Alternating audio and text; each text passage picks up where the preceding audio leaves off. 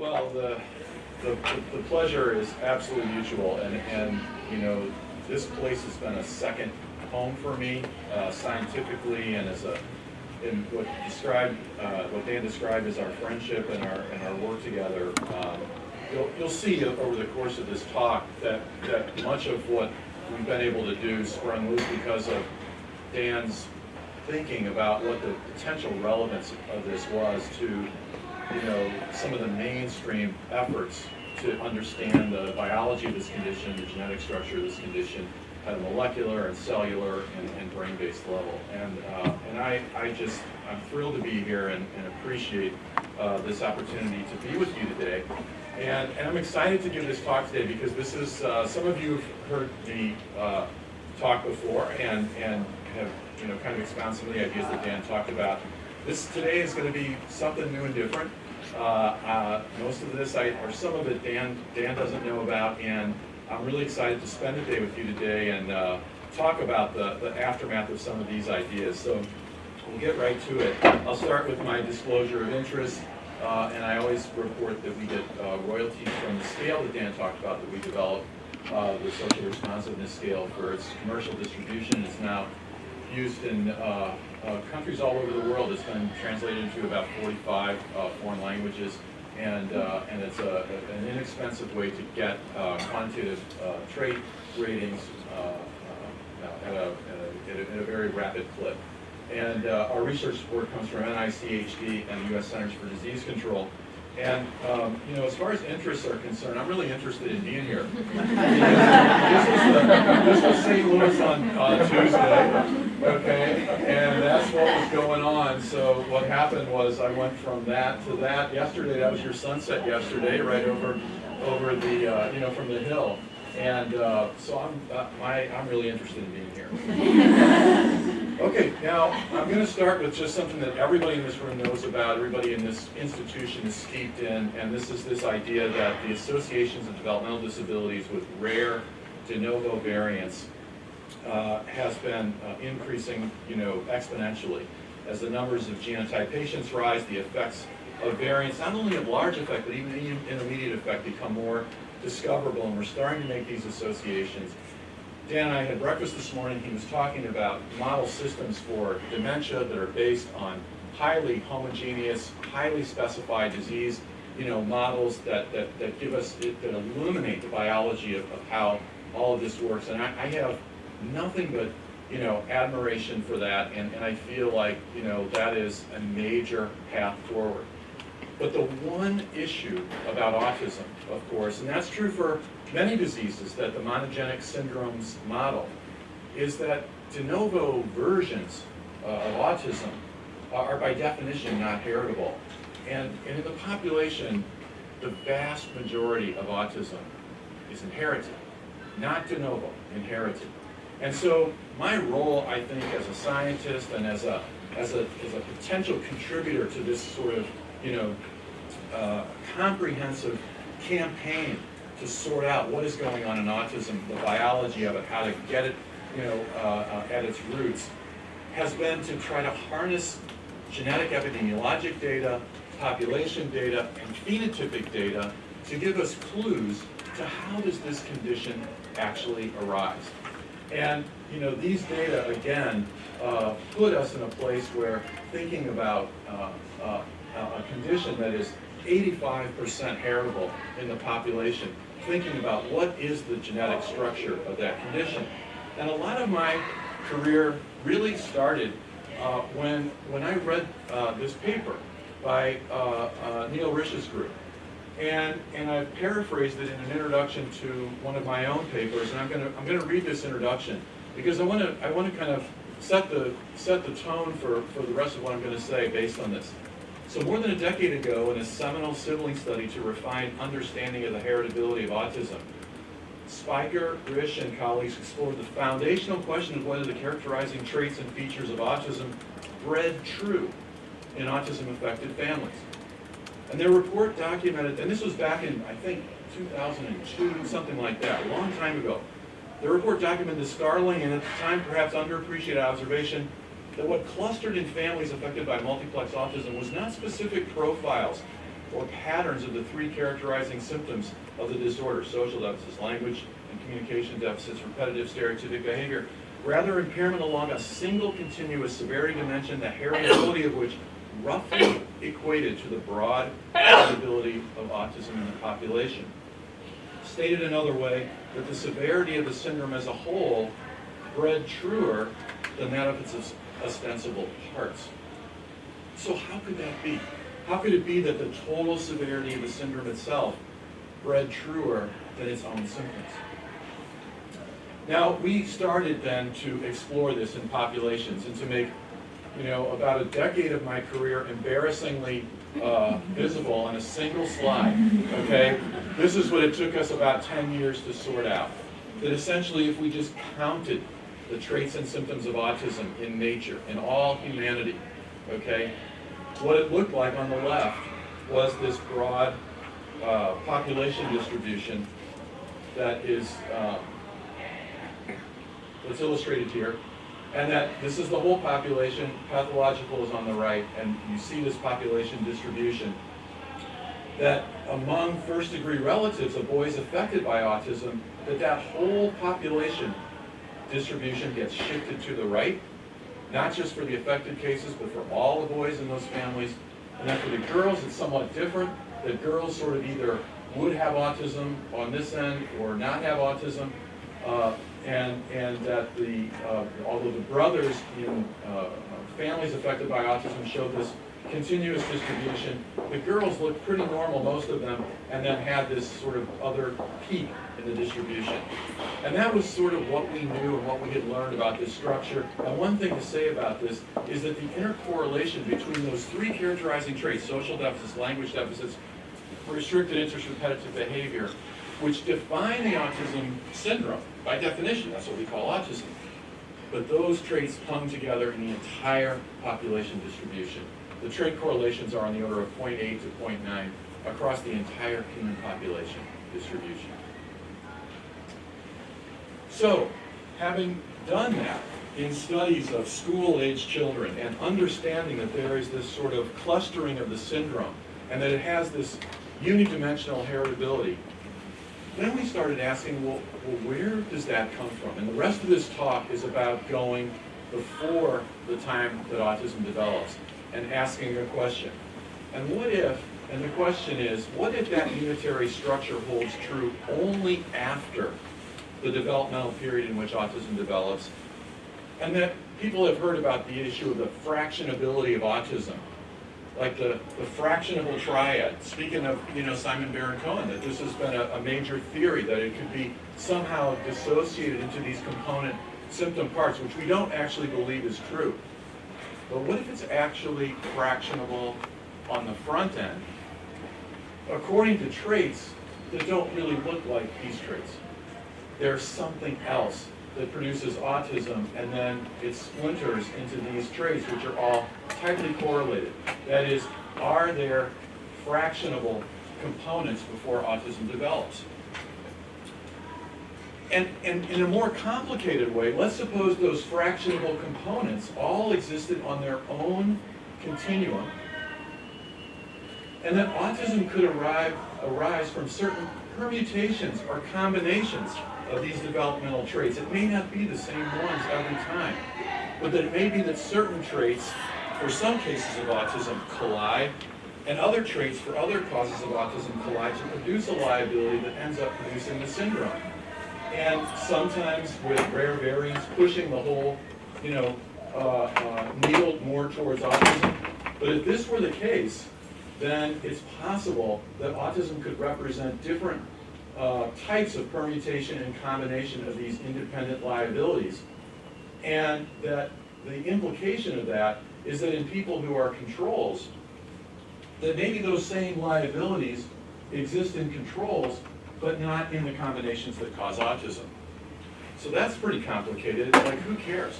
Like, why would we even care, if that was true? So we started thinking about this, and the reason why we care if it's true is that the problem is that if this were actually true, and what I'm going to do over the next half an hour is try to convince you that that's actually true, that that's actually how it works, that that is the genetic structure of autism.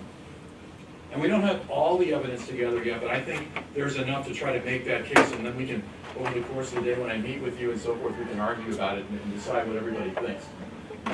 But if this is true, if autism actually arises from these trait liabilities that aren't autism, that are actually floating around in the general population, and that in the wrong combinations of extreme variants of these traits that they confer risk for autism, then it's a tough sled for polygenic risk discovery for autism, because if there is unmeasured trait variation for these very traits all over the place in the controls, but it's not measured, because we just assume the controls don't have autism.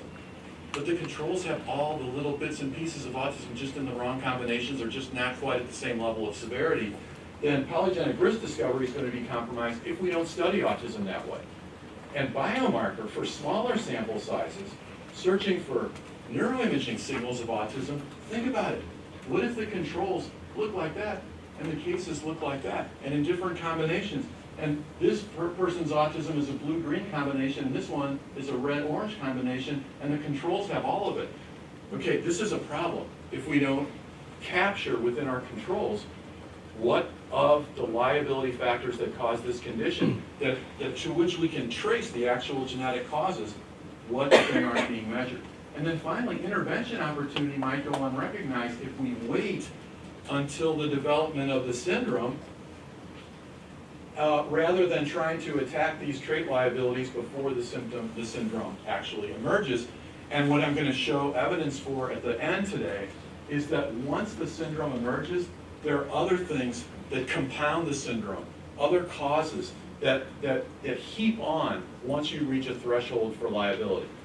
So that's a pretty tall tale. So what I'm going to do is try to use the rest of this time to convince you of about that. So what I'm going to do is first provide evidence for what I'll call this developmental deconstruction of autism. Then I'm going to provide evidence that crossing the severity threshold for clinical autism results in compounded vulnerability that then other factors start to heap on and actually further confound gene discovery and biomarker discovery kind of situations, and I'll show how that works.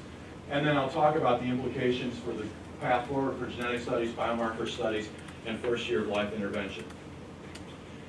Now, the SRS and the studies of very large populations were very helpful in sort of understanding this kind of what happens in the school-age population, the adult population, in families, and tracing these transmission patterns. But to get to an early life understanding of what's going on and contributing to genetic liability for autism, we had to start using phenotypes that were, first of all, appreciable in very early life. And in thinking about a quantitative approach, this particular phenotype that just kind of hit the screen just a few years ago. This paper was published in Nature in 2013. This was the paper that showed that this erosion in 2 to 6 month old infants, social visual orientation to faces and eyes was a predictor of autism particularly in autism-affected families. These were babies who were followed, the later born siblings of children with autism spectrum disorder, and tracked over time to see what happens to them developmentally and which ones develop autism and which ones don't. And I just want you to leave in the back of your mind that most of these babies in this study that develop autism, it was multiplex autism, it was a family in which autism had already occurred. And I'm going to come back to that in just a minute. But this showed that this decline characterized children later diagnosed with autism. This group has seen these images before, but another thing that's very, very compelling about this particular phenotype is that it has a sort of implication for possible interventions, that autism, maybe it's not inevitable, even if it's genetically engendered in this way, because if one of the major liabilities that produces autism is changing your life experience from looking at this to looking at this because of some bias that's genetically engendered, and that you could somehow right the ship even despite that liability from an intervention standpoint, that you could change the course of development, because it's very important to have these kind of experience dependent processes going on over the course of development and these children with autism apparently had been taken out of the play. What we didn't know in 2013 was, is this, and this is a recurring theme of the talk, is that if you have a phenotype, does it really relate to a biological structure, to a genetic structure? Why is it important? Because the cause of autism is genetic, and most of the time, the cause of autism is polygenic, inherited risk. And so anything that we think is a phenotypic marker or a biological variable, somehow we ought to be able to trace back to that.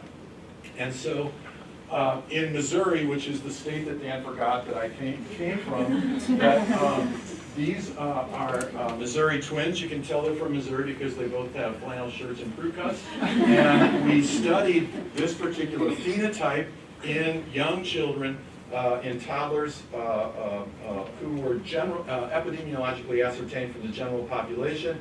This is a little movie of what that looks like. So here's twin 1, here's twin 2. They're watching a lady talking to them in this eye tracking experiment, and here's what we saw. So twin 1 and twin 2 are kind of gauging the situation in their own unique way. They're going about, assimilating the information from this social experience in different ways by using their eyes to look at different things, whether it's Mickey or the truck or her mouth or what have you.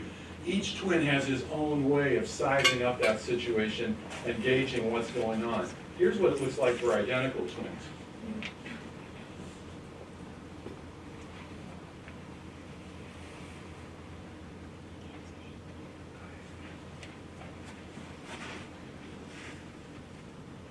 And it's not just this, fortuitous little clip that we grab. If you take all of the time of all of the viewing of a half an hour of these infants' viewing of social scenes, and you just ask, how much time does twin 1 spend on faces and eyes? How much time does twin 2 spend on faces and eyes? Here are the identical twins.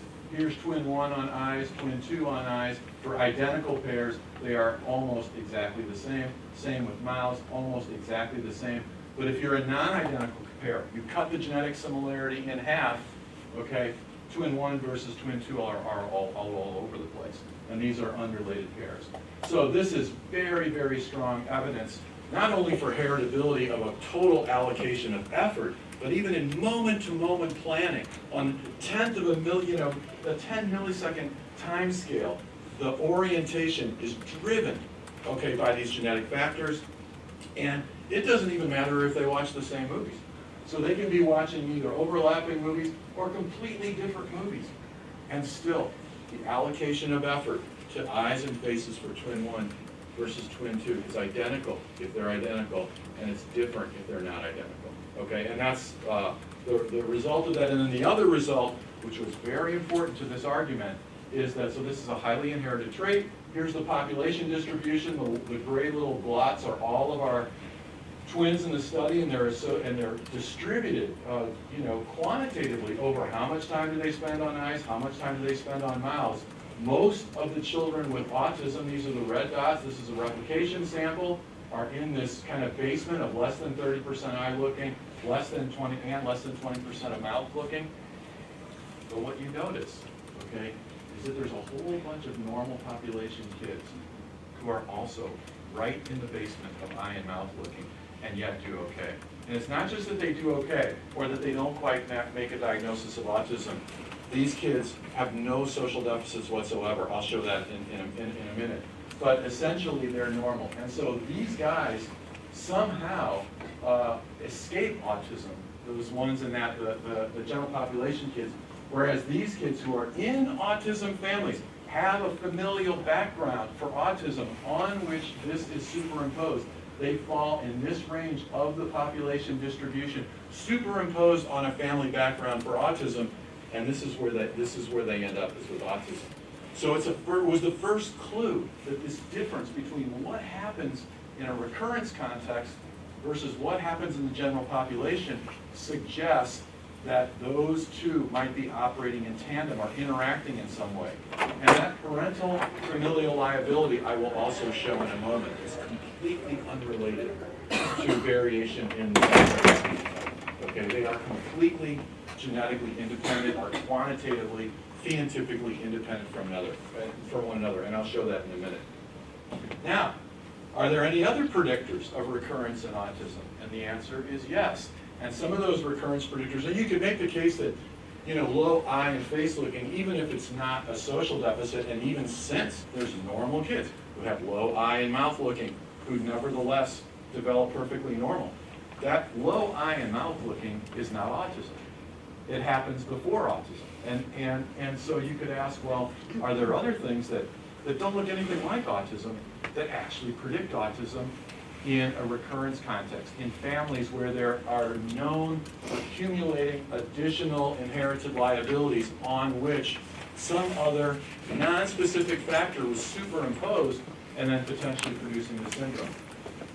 So we went back and looked at a sibling sample. It was my first study that we had collected sibling pairs, and the rule in that study is that you had to have a child with autism and at least one brother. And so we collected a sample of about 300 families where those families had a child with autism and at least one brother, and we measured all kinds of things about those brothers. A lot of the autism samples at the time were only collecting data about autism, but we wanted to know everything about these brothers. And so a couple of the other things that we measured in these brothers were, do they have ADHD symptoms? Do they have motor coordination problems? And sure enough, when we asked the question in curve, which of the brothers in that sample had autism and which ones didn't, to make a long story short, it was the boys who had either ADHD symptoms or motor coordination problems, or both, that accounted for 60% of the variance in which of those brothers ended up developing autism.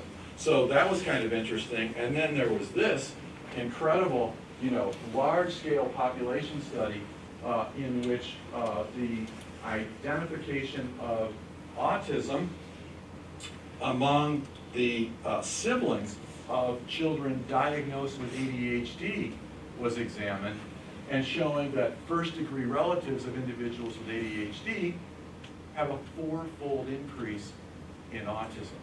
So thinking about that, the liability of ADHD can confer susceptibility or genetic liability to autism.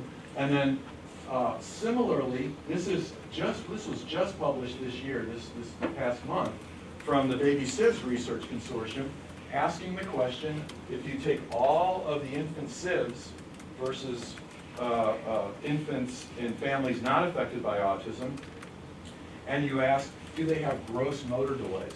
Is there a tendency to have more gross motor delays if you are an infant SID with a child with autism? And the answer is unequivocally yes.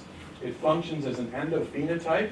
It doesn't pick which of the kids are going to develop autism versus the ones that don't, but a separate phenotype in the motor domain, which is coordination, has a much, much higher specificity than subtle variation in the timing of developmental milestones in predicting who's going to have autism and who doesn't within a family. So this coordination phenotype appears to be much more specific, and little variations in the delay of acquisition of milestones seems to be more endophenotypic and not predictive. Yeah, Dan?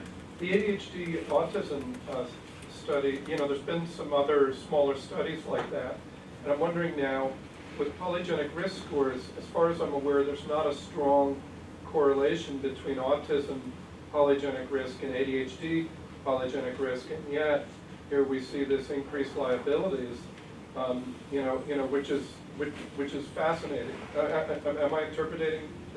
You are, and I think let me propose a reason for that. So let's suppose that when you compare the existing polygenic risk score for autism, because it is confounded by unmeasured ADHD in the controls, it only picks up what is not segregating as ADHD in the controls, and that is only specific to autism. Sure. Similarly, in the ADHD GWASs, they don't measure autism in the controls. They don't measure autistic traits. And so what we get as our score for those disorders is stacking the deck against finding the overlap Perhaps, so then one could use kind of SRS type things in the controls. in the controls versus some attentional measure. I'm going to show we've done Like that in as a twins tested or principle. something like that. Yes. Yeah, okay. Yep. That's exactly. So is everybody? That makes sense? Okay. That's great. All right. So let's round this out with also this sort of familial background phenotype. So now we've got three phenotypes. We've got social visual engagement, attention problems, motor problems, and I haven't shown you yet whether attention and motor problems are correlated with each other, or do they really represent the same thing? I'll get to that in a second. But let's just throw one more in only because we've been working on it for 20 years, which is this quantitative trait background that runs in families, that is transmitted across families affected by autism. And that we have shown that when you measure the quantitative autistic-like traits of parents, they have a strong correlation with the same traits in their offspring. They have a strong correlation within a generation, for first-degree relatives within a generation, at the extremes of parents, okay, who are in the upper quintile of the normal population distribution. These are not pathologically affected parents. These are just in the upper quintile of population distribution.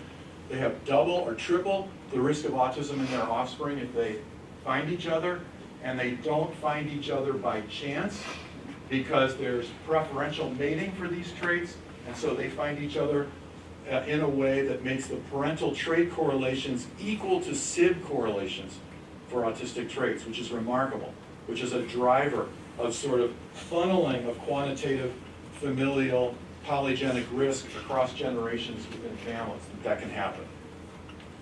All right, so now, okay, what's the biological relationship between these predictors of recurrence early in life in the general population? In other words, are they all just measuring the same thing? Okay, well, let's look at this. So here's hyperactivity or ADHD symptomatology. Here's motor coordination. Here's quantitative autistic traits of parents. Here's social visual engagement. First, let's start with their heritability as we measure them. So we used our twin sample from Missouri, but then we got another twin sample from California. That's this state, not my state. Okay? And so Missouri and California, 360 toddler twins total, and we asked in the 18 to 36 month range, okay, so we're working our way down to infancy. I want to get now the next step down into the first year of life, of course, but we're taking the clues that we have from the samples that we can get our hands on. So 360 toddler twins, Missouri and California. Here are the heritability. So for ADHD symptomatology, for the boys, 0.7. For motor coordination, using the DCDQ, 0.6. 0.8 for the heritability of quantitative autistic traits in parents based on adult twin data that we had from another study.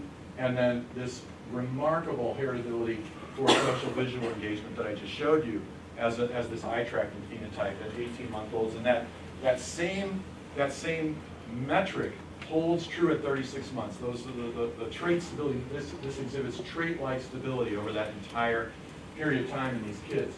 Okay, so they're all substantially heritable. So are they all measuring the same thing or different things? And here's the answer to that. They are almost completely unrelated to each other.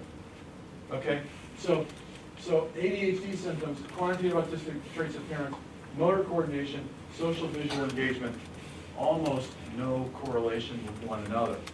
All highly inherited, all independent from one another, okay? And now this idea that these dissociated, deconstructed components of liability, they're all normally distributed in human nature. And that at the extremes, if you have any one of them, it doesn't mean anything. But when they combine, what happens? Here's what happens. When you look at their collective account, at their joint contribution on the social development of these children, okay, it gets you to over 40%. Okay? For this one, by itself, it only accounts for about 2% of the variation in the general population for variation in social behavior. There's almost no signal, even though in the recurrence context, in the later born infant SIBs who have familial background risk if that kid has low eye and mouth looking, that kid's going to develop autism most of the time.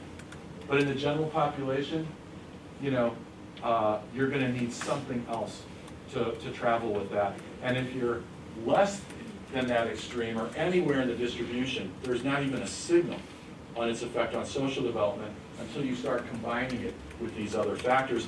And really there aren't much in the way of actual interactive effects in a way that we've identified so far, although our sample sizes aren't as big as we'd like them to be.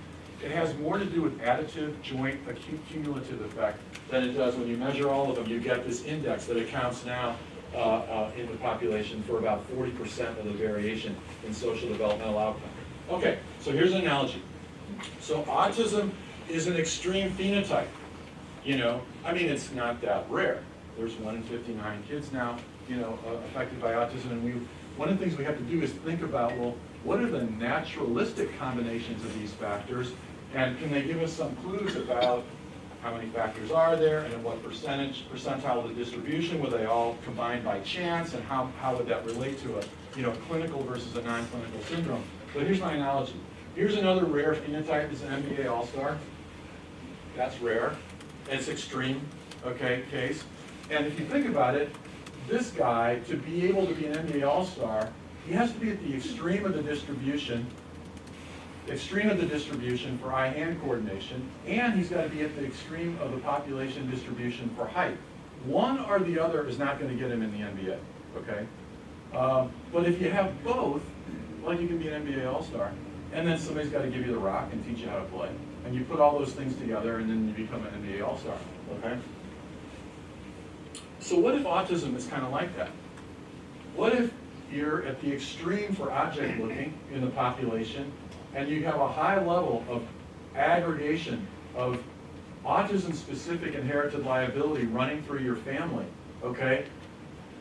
And maybe other factors, but those combinations would result in autism spectrum disorder. But as long as you're to the left of this boundary and the left of this boundary, and somebody takes care of you, then you won't. Then you escape autism. Okay. What if it works like that? And that autism is somehow, you know, some kind of a cost for the fact that these extreme variants sort of evolve in different traits, you know, in the human population. And that some combinations of those traits are particularly deleterious. So a short list of some of the non-ASD specific people have been, you know, very involved with this is autism, this isn't autism, what's autism specific, what's not autism specific. Most of these things are not autism specific, they're floating around in the entire human race. And so I think social visual engagement, as I've talked about, motor coordination deficits, trait impulsivity, parental IQ, think about language phenotypes, developmental brain phenotypes, genotype.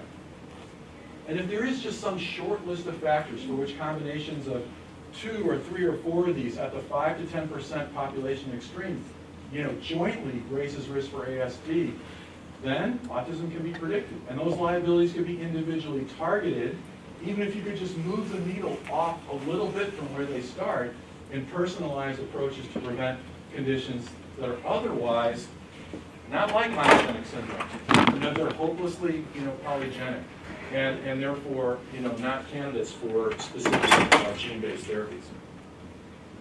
And people are starting to do that, and, you know, thinking about polygenic risk. But polygenic risk, as we just talked about, is based on a mathematical assumption that each condition, like autism, bipolar disorder, anxiety disorder, has its own special risk profile. In ASD, there may be different combinations of liabilities that can give rise to the syndrome. And if so, the contributing traits need to be the basis of analysis, not autism. We have to trace liability and causation to these contributing traits before autism develops, not afterwards. Now, we've tested that. We've attempted to do that in a certain way with one of the traits that you don't need babies, and that's this transmitted familial liability that's indexed by the parental quantitative autistic trait score. And all we did was to take the polygenic risk score that was generated by the Psychiatric Genetics Consortium for autism as a diagnosis, which really only accounts for a tiny proportion of all the variation in autism. It's early days in polygenic risk derivation. But when we took that signal and we said, let's relate this instead just to that one quantitative index that is one of the principal contributors. Okay, we get correlations on the order of 0.25 for the entire, population in a sample of 750 people in agree, not restricting it to, just the affected cases, but measuring these quantitative traits across the entire distribution that's represented by all the children in the families who agree. So to get this kind, of traction with that kind of sample is very promising, and it makes us think that we need to turn the tables on generating polygenic risk scores, and rather than generating from diagnosis, think about generating them from these kind of principal phenotypes that have their own, specific heritability structure. Now, okay, deep breath for me. As if that wasn't complicated enough as far as thinking about, this collision of factors that's going to be necessary to unconfound GWAS and biomarker studies, we just sort of discovered something else. Two other things. The last two things I'm going to talk about. The first is that after autism develops, and of course it develops at 18 months, it looks like you all of a sudden, when you cross the threshold of autistic symptomatology, whatever time that happens, and who knows, like that may happen in utero, I don't know, we'll talk about that in a second, but whenever that threshold gets crossed, you start to be more sensitive to random, adverse, early environmental influences. In other words, what I'm going to show you is that the heritability of these subclinical autistic traits across the whole human population, these liability factors, which equal the heritability of autism, they have the same, estimation of how heritable they are, does not equal the heritability of severity once a clinical threshold has been crossed. And the heritability tanks after you cross the threshold of being autistic, because we don't know why. Well, I'll show this in a second. Okay. And then the other thing is that there's amplification of severity on the basis of what are quote-unquote called autism comorbidities, and I'll show just a quick example of that. Okay, so here's the bottom line for this heaping on of liability. I could not believe this data when I saw it. Now, one of the things that we wanted to do was to say, well, historically, it's very important to know what an identical twin concordance rate is for any condition, and we know what those rates are for autism, but nobody really examined trait correlations for autism as a quantitative trait. In other words, we had done it in the general population, and people have looked at concordance between twins for counts of a diagnosis of autism. But what if you ask the question of, in those clinical populations, how correlated are twins, identical twins, for how severe they are? And we just really had never paid attention to that. And I had a very smart undergrad in my lab this past summer who was fascinated by a pair of twins whose parents thought that they were identical twins, whose parents thought they were discordant for autism. And they lived in another state, Omaha, Nebraska.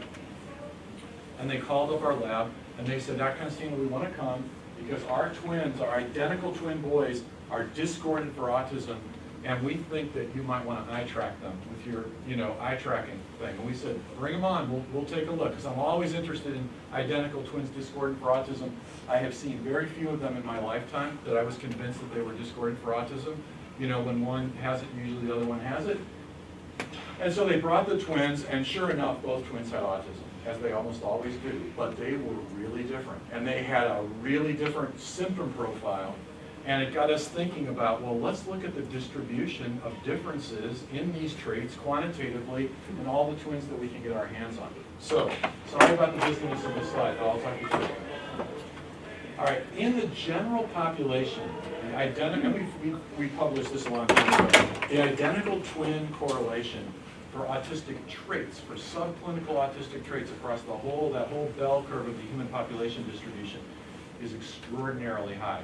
We've done this, many times and seen these trait correlations on the order of 0.85. And if you map the identical twin-twin differences, so if you just plot a distribution of how different are identical twins in the general population, you see this super tight distribution, like they're rarely very different from each other in the general population. very high trait correlation, and this isn't how effective are they, because this covers the whole population distribution for autistic traits, short of autism. But it's how tightly together are the symptom profiles of these kids, and they're extremely tight. And it goes along with the heritability and so forth of this, single dimension of burden of autistic liability across the three symptom dimensions. But look at the distribution for the twin differences, okay, for AGREE and for the Ian National Volunteer Register. Both look identical.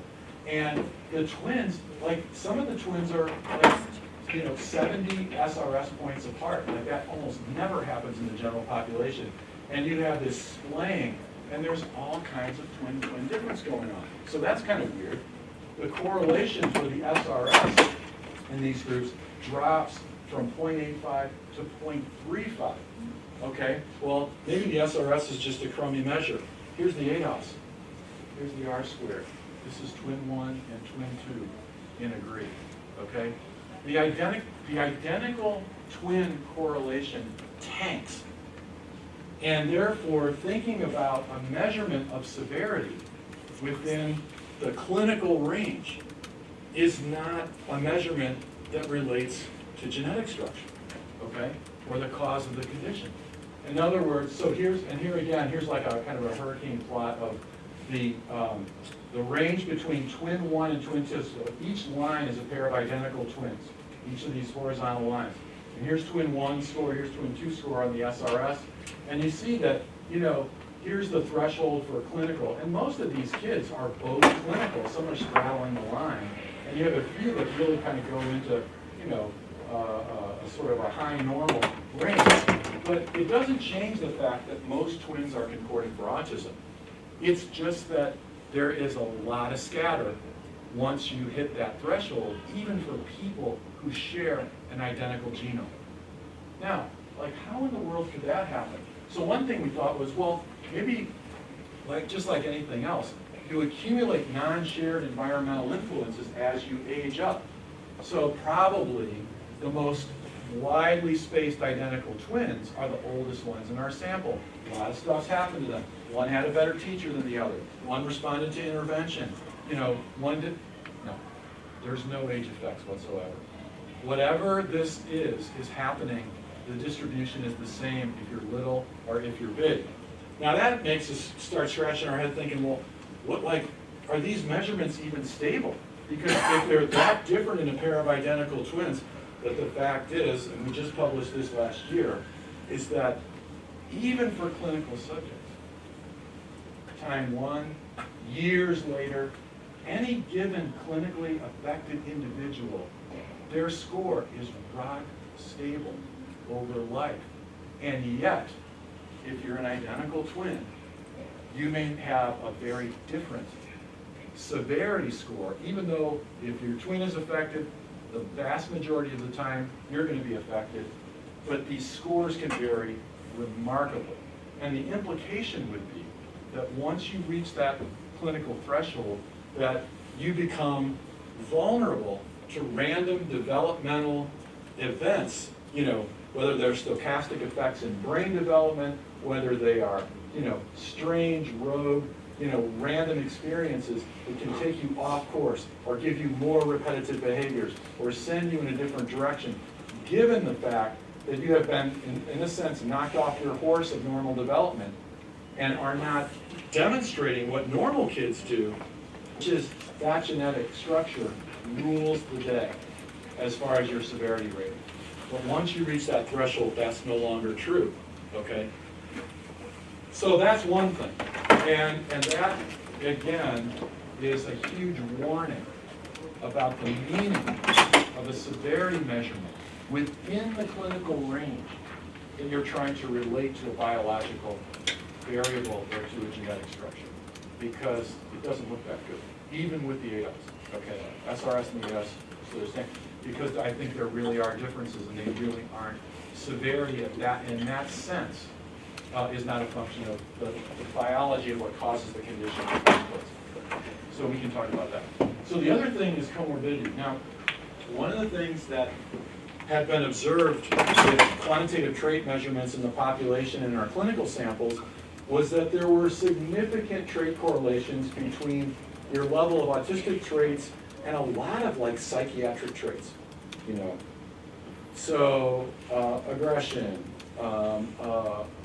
emotion dysregulation, other kinds of, and that actually brought upon us as a research group a kind of the idea, well, maybe what these guys are measuring is really, you know, not specific, and it's hopelessly confounded, and that these aren't, you know, real trait measures or what have you. So, and which we've always believed that these trait correlations occur because the occurrence of elevation in autistic traits clearly, clinically, compound the manifestation of almost any other psychiatric syndrome you can think of. If you're unlucky enough to have some elevation in autistic traits, and you're also anxious, you're also depressive, you're also emotionally dysregulated, it makes you worse. These kids are worse when they have a burden both of that kind of psychopathology and the other.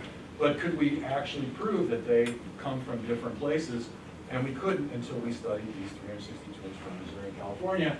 And when we looked at these basic factors and the early origins of general psychopathology versus the early origins of autistic traits, they were completely genetically separable. They were completely independent at this particular stage of development. And what happened consequently is that they start pinging off of each other over the course of development and exacerbating one another, you know, as kids grow up, particularly for those kids who have high levels of either one and enough of the other to compound the trait. So that gives you true reasons to think that if you're studying autism after it develops and you're trying to decipher a signal that relates to its polygenic causal structure, that it's getting confounded if you're using severity as a measure, okay, in the clinical cases on the basis of unmeasured comorbidity, unknown random events that can, you know, jitter or change the level of trait severity.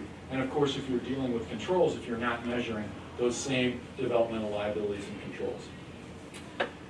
A reason to be concerned about, like you know, okay, well that's a lot, like why are we even doing all this?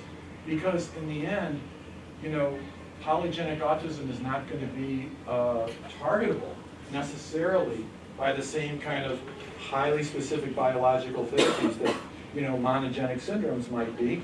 And can we find crossroads in these kids that would, you know, give us clues to early developmental therapies? Of course, if all of this happens in brain before the baby's even born, and it's all just programmed from there, and these developmental liabilities that we're seeing in little kids are only, you know, manifestations of those processes that are going to cause autism whether we right the ship or not, you know, obviously that's cause for concern. But I think there's reasons to hope that first year of life intervention, I'm looking at Connie and, you know, hoping to talk with her about this, too, you know, and a bunch of you about this, that it, you know, that first year of life intervention might change life course persistent aggregations of these traits if we can directly focus on those particular liabilities. Now, why do I think that?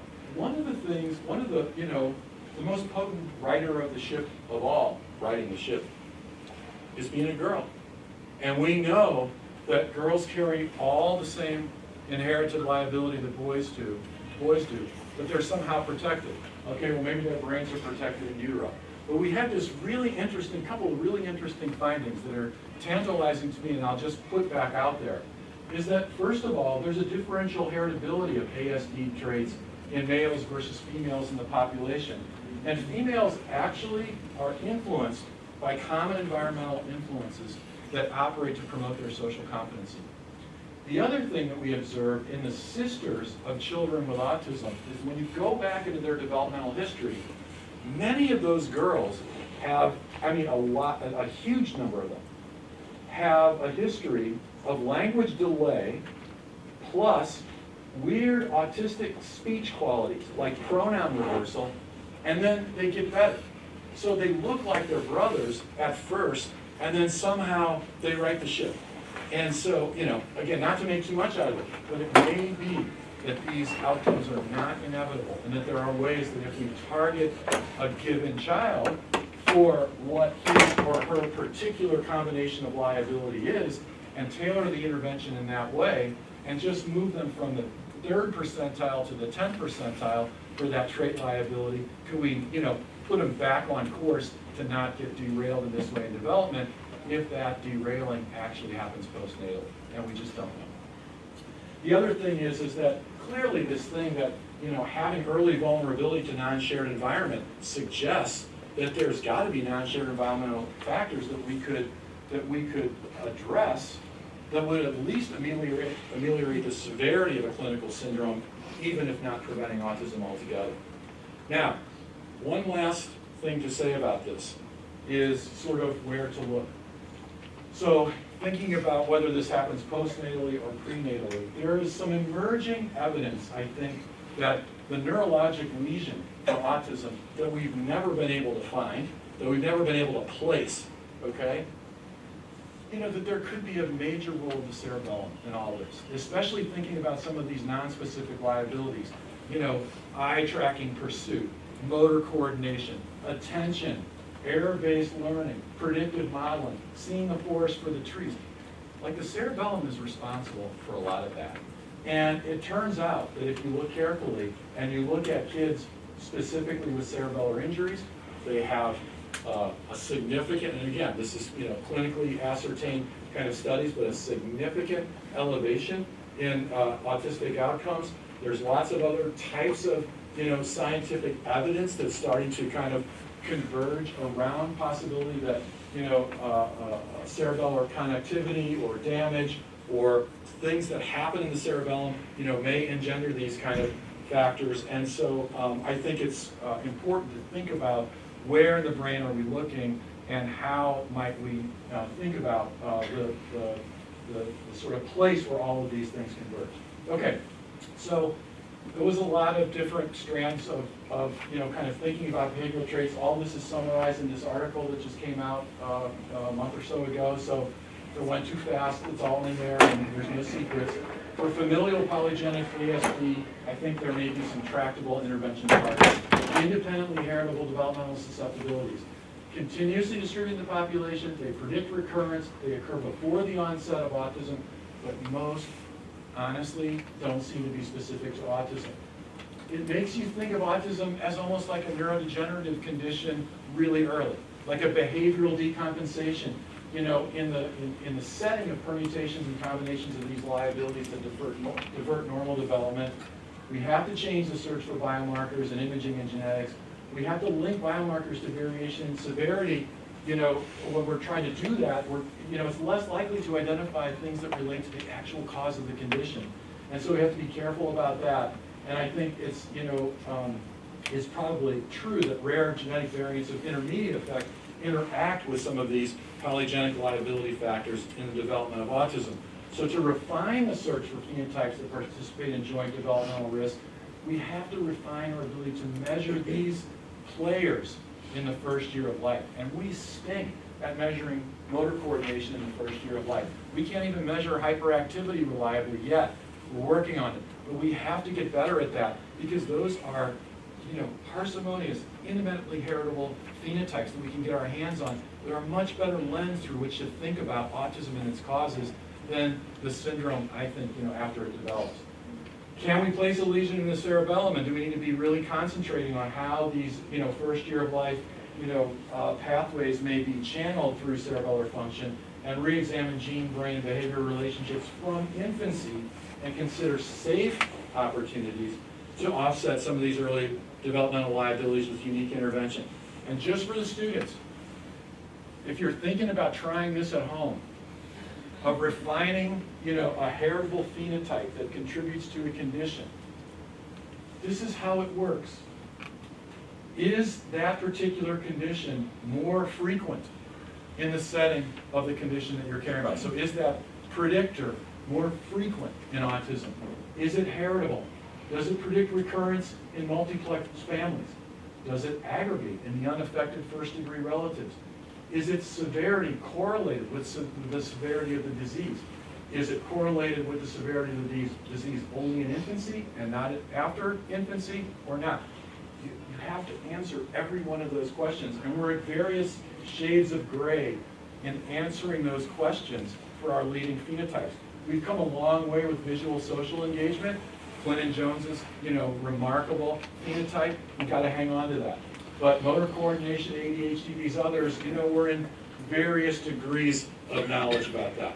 So I know Dan has to go. I'm just going to thank him now for all of his friendship and partnership. And these are all of our collaborators. And at this point, I'm happy to take questions.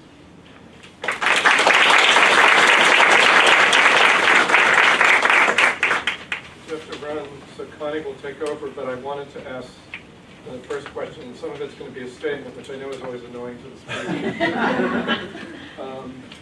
But I mean, this notion that there are genes for autism from the beginning was a kind of ludicrous thought. There's no, that doesn't fit with kind of how evolutionary biology works.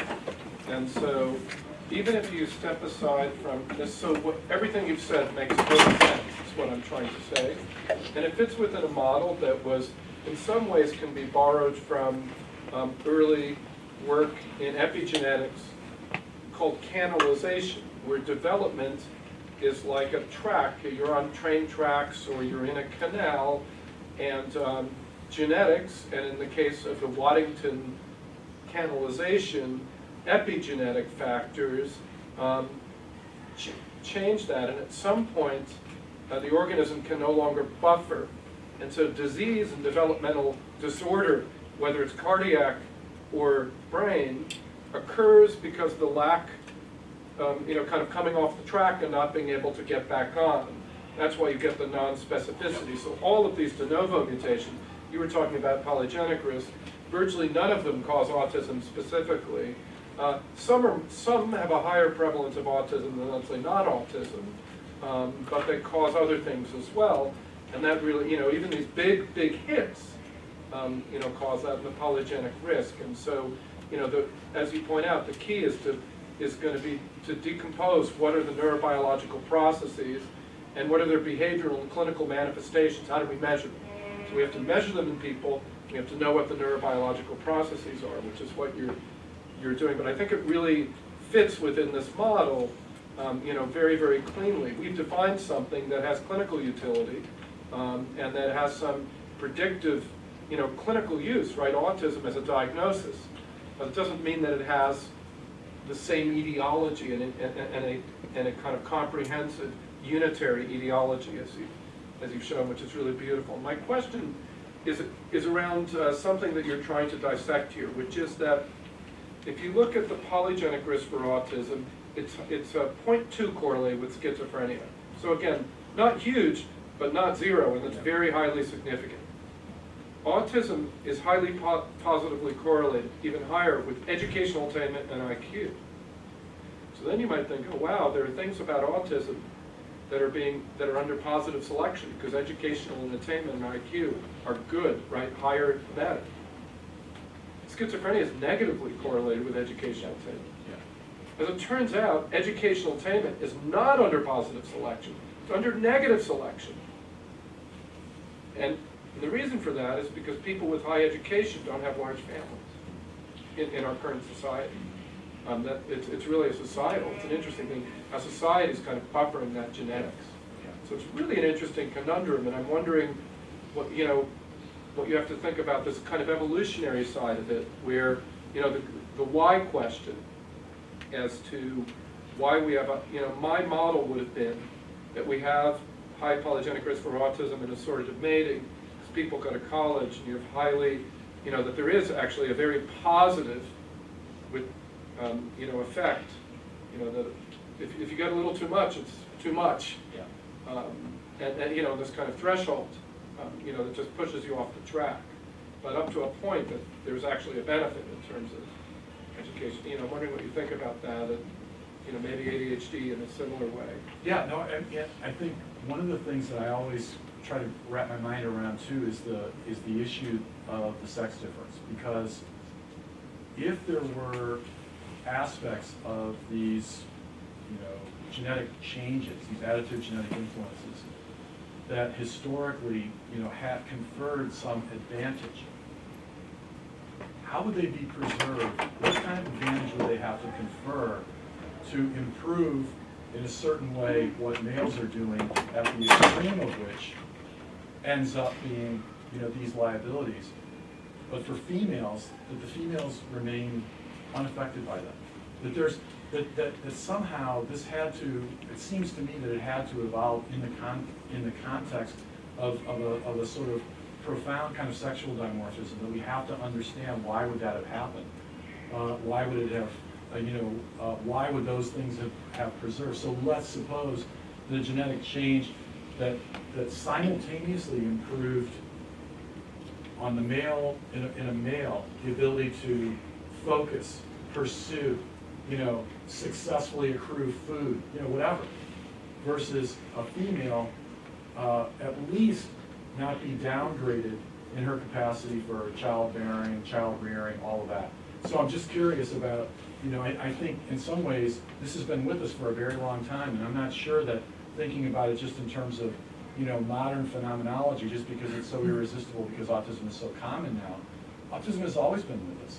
And I think in certain ways that it's been some kind of a cause of even, evolutionary forces that predate even, going to college and jobs and, the kind of things that we're doing now.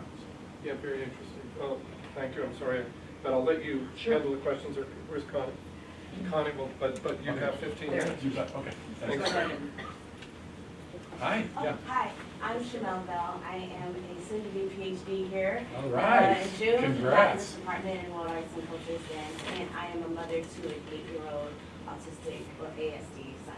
And so my question is, well, first I was just thinking of the male versus female, given like gender fluidity and how we're thinking about those things. Yeah. So that's a caveat that I'm interested in how Sure. we're looking at the research when we're thinking of gender in a totally different way is constructed Yeah. these days. Yeah. So that's my aside, but I'm more solution and more oriented, and I didn't have an amazing, and my son at 18 months, I don't know if it was a pediatrician. My pediatrician noted some things, but it was a preschool teacher who noted that my son was having some traits, or what you might call the liabilities, right? So my question is, what are the ways we can train or, I don't know, have early intervention or education for pediatricians and early educators to better track these liabilities? Like, is there a way, or are they already being trained? Because when I did go into San Diego First 5, they didn't need a diagnosis. They just said, we won't give a diagnosis, but they gave him speech therapy, they gave him physical therapy, they gave him all these things That's very progressive. That's for good. free. Yeah, yeah. But as soon as I got into, the LAUSD, they were like, oh, he has highly elevated levels of autism spectrum disorder, but it doesn't impact his academic progress, so he will get no services. Yeah. What? Yeah. So, You're not alone. well, now Okay. he's fine because Yeah. I fought and fought and fought, Yeah, and I yeah. homeschooled him. Yeah. But I'm just wondering, he's gotten worse when he left, Right. the First 5 San Diego that he was able to do while I was there at UC San Diego getting my master's. Once I left in those 2 years, there was a gap. Yeah. Because here, they only acknowledge certain traits. But if you're tracking mouths and eyes, Yeah. myself, I have some traits I'm noticing. I track over here, I'm looking over here. What are the ways Sure. that we can just do something Yeah. at a... So let me put this is a flurry of great ideas, okay? Sorry. And I don't want to get lost in the shuffle, so I can respond to them. So the first thing is to say is that our current systems for providing interventions, as you've experienced, typically, San Diego maybe notwithstanding, typically wait until you already have the condition. Exactly. So my first thing is, should we, identify as best we can children who look like they're heading on that train, and can we start the interventions Yep. beforehand? Which interventions would we use? What do you even do with a 9-month-old, or let alone a 6-month-old? We don't even know yet. There's the expert in the room who's going to lead us down that pathway. But the point is that, it may actually be that the most effective interventions have to start before the wheels fall off, the train gets derailed, and all of that. And I hope that that's postnatal. I hope it's not intrauterine, because that's going to be a tough ticket. But maybe it is postnatal, we'll have to see. Okay. Now, the second thing about this is that, you know, the experience that you've had of, you know, an intervention seems to help, child is doing well. Oh, well then that means they must not need the intervention anymore. Like, this is universal. This happens all the way, you know, all the way through the school systems and so forth. And this, you know, this battle that you've waged, this kind of eternal, you know, struggle and advocacy for your child, you know, is really, has saved lots of kids from much worse outcomes. And so I really applaud that. And I think, you know, I think we really need better science to understand, you know, what interventions are going to be effective, when do they need to be applied, how much, how intense, how long, all of that. That, you know, maybe that's going to be part of your PhD. But the other thing I want to say is that as far as these risk factors, so, you know, these are, you know, epidemiologically based, genetically informative research studies. Now, how do we translate that into an actionable, you know, risk assessment early that would get a kid a service? Okay, well, let me just say a word about that on behalf of our colleagues, Quinn and Jones, the eye tracking experts, who we piggybacked onto their technology and, you know, did our thing with genetic epidemiology with twins with it. But what they've done is gone down the FDA approval road for being able to serially eye track babies in the community. They're doing this in Atlanta and about 4 other cities. They're starting at 2 months of age. They have mobile eye scanner, eye tracker setups. The baby comes in, it takes 20 minutes and they're out. They get a phenotype, and they are testing whether this is scalable, like to park in your pediatrician's office and catch it when it starts, and is this a high-risk kid on that score, and what is their risk profile early on. Now, those trials are happening, but they're not done, so we don't know yet. It's possible that when you go out to the general population, remember the little gray dots, the little white dots? I mean, I didn't mean to be confusing about that, but there's a lot of little kids in the general population who will have a scary eye tracking marker. They're not looking at eyes. And everybody would be like, oh my God, that's going to be, you know, a risk variable. But some of them are perfectly fine, and some of them aren't. And do we scare all their mothers and fathers? Do we give them interventions or not? Could the interventions hurt? Is scare the right word even? Like, why don't we all just Well, have those types of in other words, interventions? yeah, in other words, I guess the point is that if you go back to this,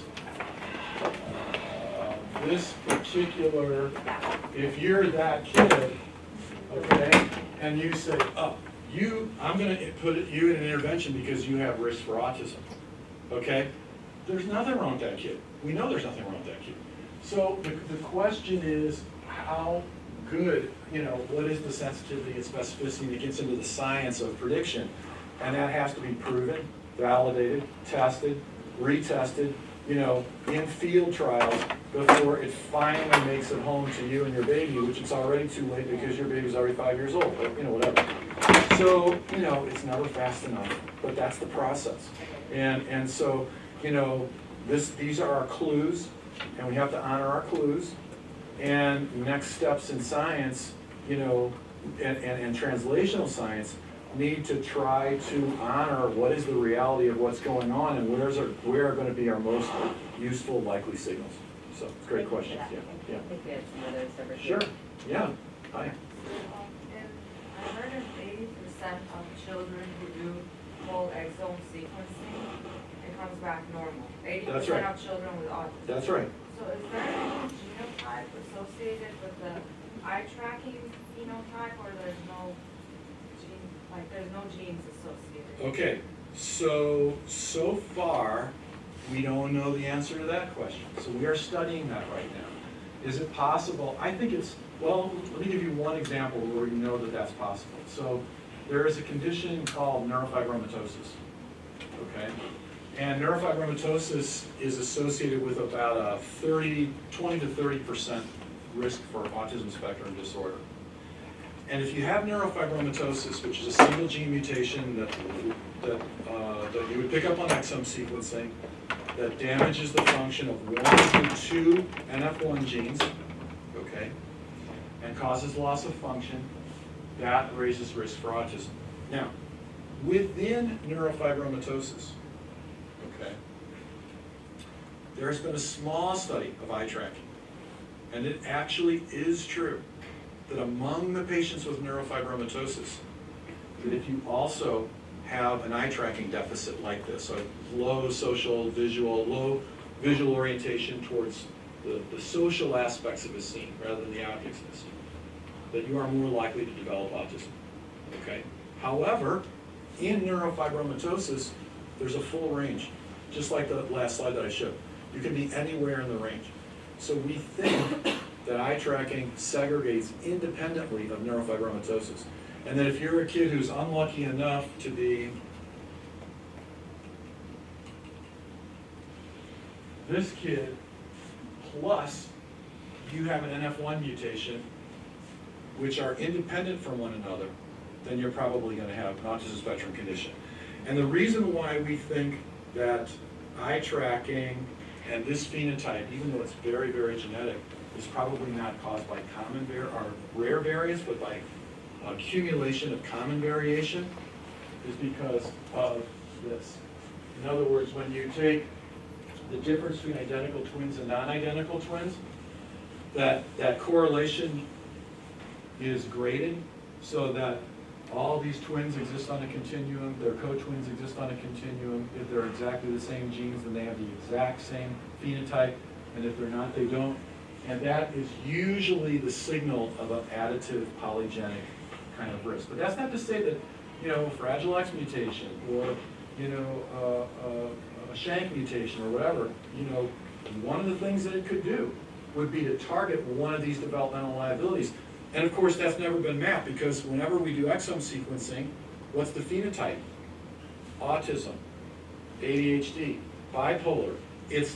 We are not using our exome sequencing against these guys, okay?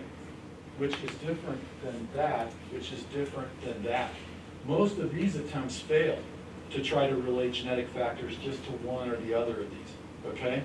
And then we went to this and said, oh, well, let's just do that. Well, that didn't work either. Well, what if we do this? Because now we know that these, segregate independently. And if these really are the sort of roots, they're going to be the closest thing that we can get to genes and biology. And the samples that have been exome sequenced have not been phenotyped for these early traits. So it's almost like we got to redo all the studies in babies. Who's going to do that? Who's going to pay for it? I don't know. I mean, the good thing about baby studies is you can always get the genotype later, okay? But you can't get the neuroimaging signal later. You have to get it at the same time. The genetic signal is the only one that doesn't change over life. So if you have a baby study, you can get you get their genotype years later, and then you can go back and do the association.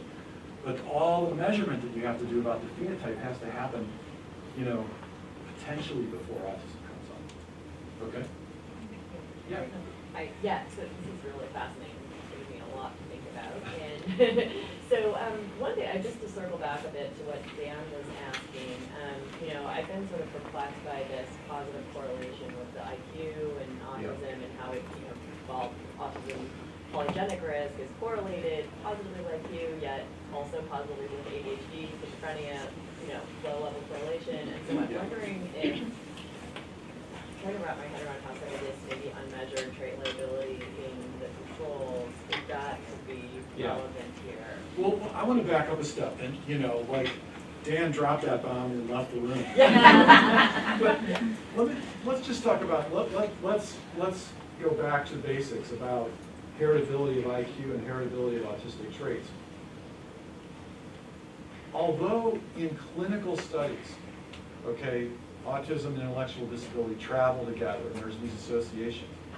In the general population, if you measure IQ across, its wide range, and you do the same thing for autistic trait liability, the correlation is like 0.15.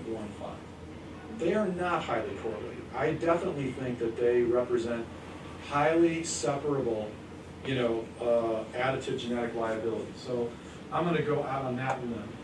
And that's a different view from the world of the pleiotropic effects of rare genetic variants of high deleteriousness that cause correlated deficits in autistic traits and IQ. But that's a different genetic structure. That's a sledgehammer of a deleterious mutation that's bordering up, brain function in a way that, certainly could have these kind of correlated outcomes and certainly to have these kinds of observations. But, we're kind of not talking about that. And we're not talking about, those are rare variants that are new to the human species, that are not, they're germline mutations. They are not preserved in the species. And that's why kind of my response is, wait a minute, what really is evolutionarily preserved here? What are we really talking about? And so my first thing is, I think that presumed association in either direction is overplayed, and partly in the sense of the study of rare variation and what its correlated effects are on brain and behavioral function. So that's one thing. Now, when you do, there's very interesting things about looking at how intelligence and autistic traits are correlated in the population. So the association, even though it's, very modest, is also nonlinear, okay? So let's imagine an x-axis where you have your IQ scores from very low on the left to very high on the right, okay? At very low levels of IQ, in the range of intellectual disability, it becomes very difficult for us to measure gradations in social, competency. And most kids with very low IQ also have pretty profound deficits in social behavior. So you can imagine that on the very low end of IQ, it's going to be high burden of autistic traits, or autism-like or social deficits, let's say. So Y is aggregation of social deficiency. What happens is, as IQ improves, okay, it quickly levels off when you get just into the normal range, and then there's almost no gradation until you get to supernormal.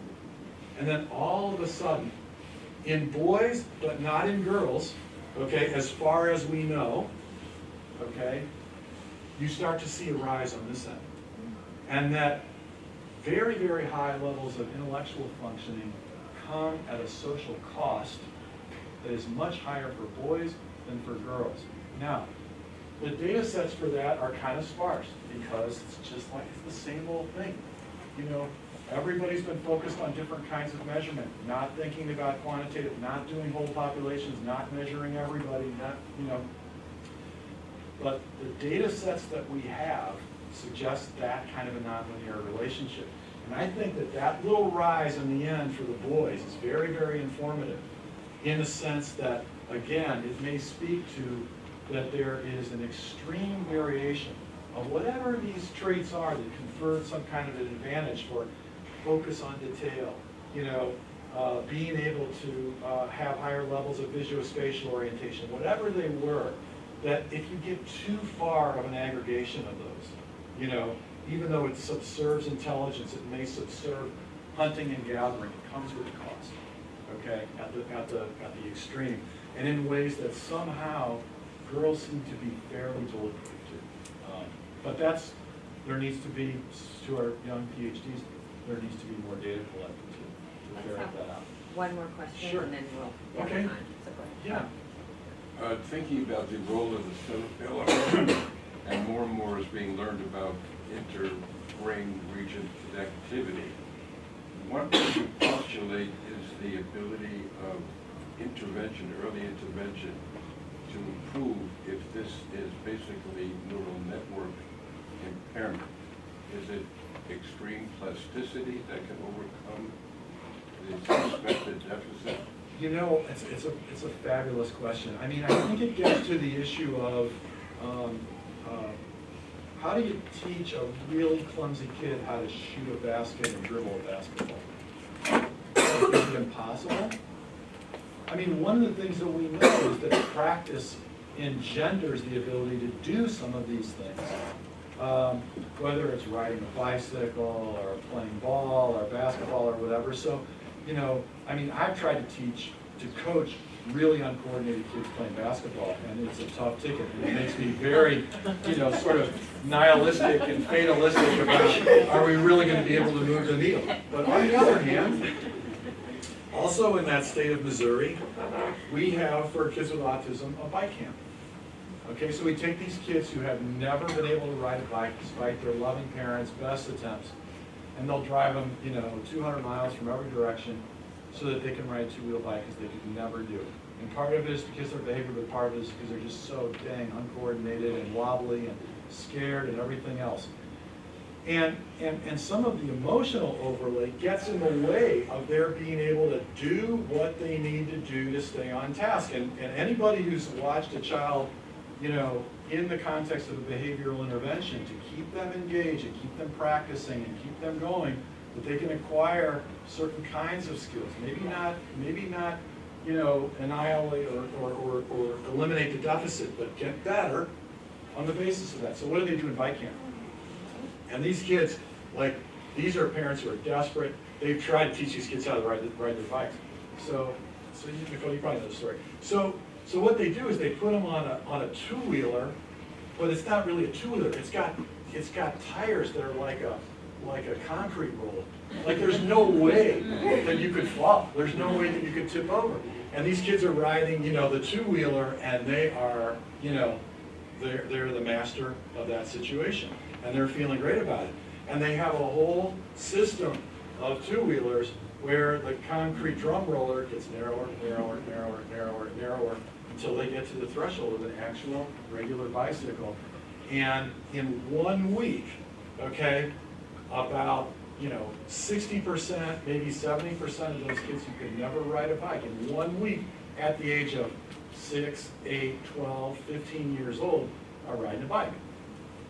Does that mean that they're any less uncoordinated than they were in the first place? I don't know. But these coordination deficits, again, they're not autism, but are they contributing to autism? And is there something that we could be doing in infancy that would allow, whether it's at the level of connectivity, whether it's at the level of, you know, organization of motor planning, whether it's even just the slightest budging away from some level that makes you too disorganized or unable to plan or unable, that it pushes you into this realm of autistic, you know, disengagement, as it were. So I don't know the answer to that. And maybe that's too much to ask. And again, that's for the intervention folks to think about. But I guess, you know, my reason for still pursuing it is that if that is a truth about how this condition develops, and if it is a truth that most autism is polygenic, then we have to find whatever crossroads that we can get some kind of traction in, you know, to deliver an intervention that's going to have higher impact than, you know, than some of what we have now. So it's a great question. Okay, very nice, thank you very much.